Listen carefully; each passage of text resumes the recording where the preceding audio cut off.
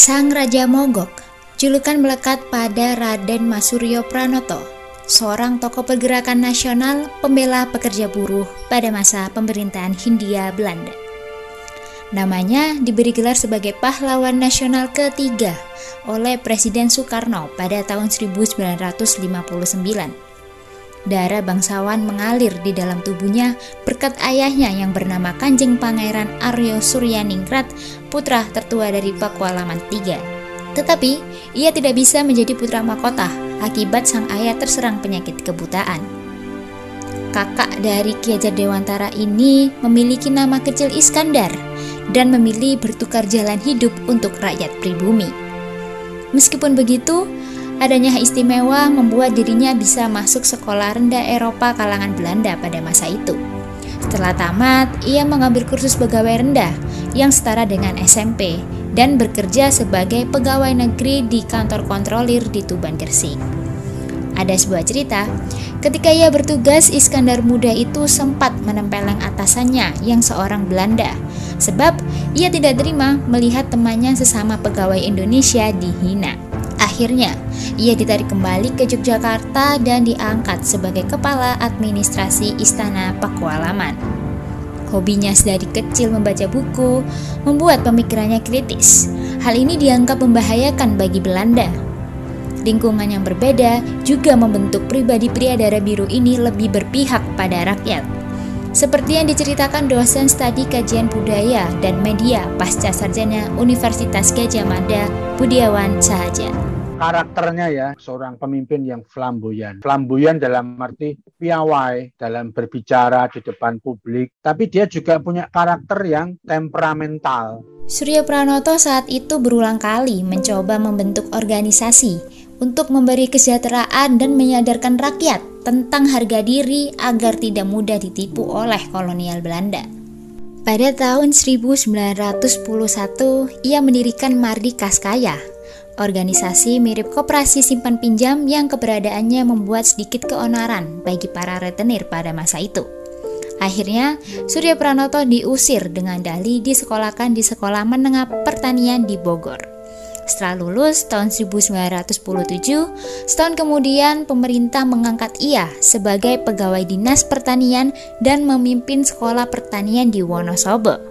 Ia juga bergabung dengan Budi Utomo dan ditunjuk menjadi sekretaris pengurus besar yang berkedudukan di Yogyakarta serta menjadi anggota Syarikat Islam. Tahun 1914, lagi-lagi Suryo Pranoto berurusan dengan pemerintahan Belanda. Masalahnya dimulai ketika pimpinan Dinas Pertanian Wonosobo memecat pegawai pribumi karena bergabung dengan organisasi Syarikat Islam. Sontak, ia protes. Baginya, pemecatan itu tidak adil.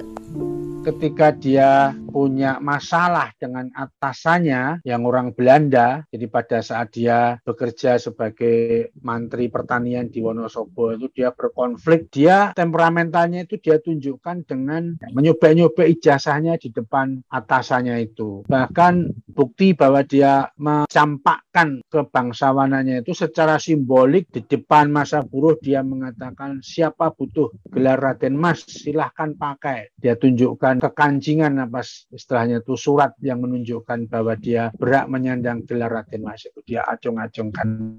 Raden Mas Suryo Pranoto bersumpah ia tidak akan lagi bekerja pada pemerintah penjajah Belanda untuk selama-lamanya dan berjuang dalam pergerakan politik menentang penjajahan. Sebagai bukti pembelaan kaum buruh, Suryo Pranoto juga mendirikan beberapa organisasi, salah satunya mendirikan sekolah Adi Dharma untuk anak-anak buruh selain koperasi simpan pinjam Mardikaskaya. Ia berharap pergerakannya dapat mengangkat derajat kaum buruh atas penindasan pemerintah kolonial. Tahun 1919, ia mendirikan personil Fabric Bonds atau Serikat Pekerja Gula karena melihat rendahnya tingkat kesejahteraan buruh pada masa itu.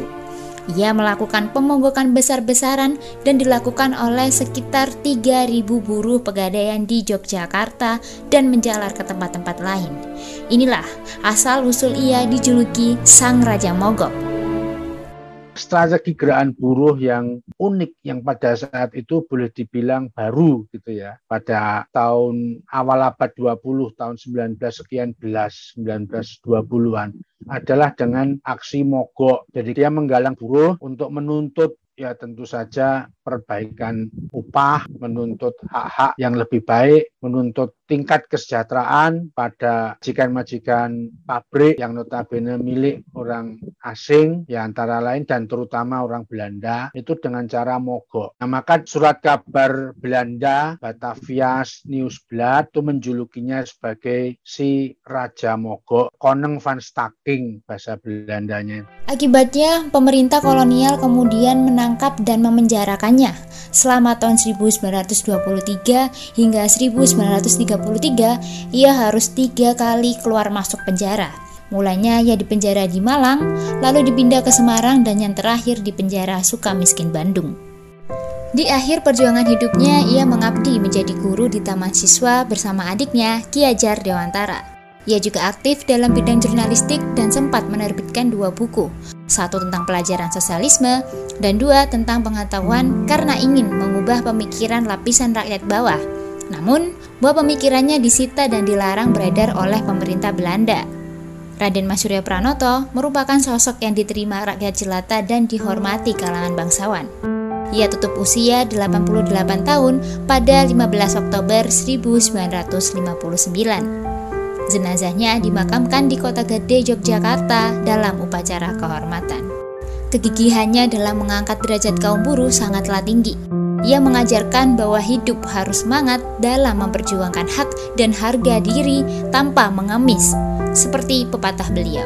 Dalam bahasa Jawa, beliau itu mengatakan begini, lumuh ngelakoni rekoso, milih kang gampang, yaiku ngemis. Orang mangerti yang ngemis iku panggawe Allah saru. Ngemis iku dadi tauladan kang Allah banget. Intinya, kalau dalam bahasa Indonesia ya, daripada berupaya dengan susah payah, memilih jalan pintas, yaitu meminta-minta. Ya, orang yang meminta-minta itu tidak menyadari bahwa meminta-minta itu sebenarnya perbuatan hina dan memalukan. Itu jadi kira-kira tipan berharga dari karya beliau yang beliau tulis di usia senja.